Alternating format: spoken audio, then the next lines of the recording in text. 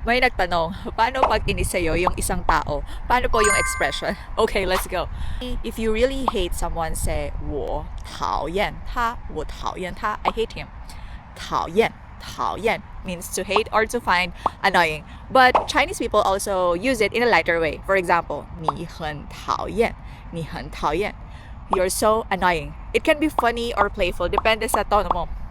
If you just feel irritated, you can say 他让我很烦,他让我很烦. He makes me feel annoyed. Fan, annoyed, or bothered when someone keeps messaging you nonstop.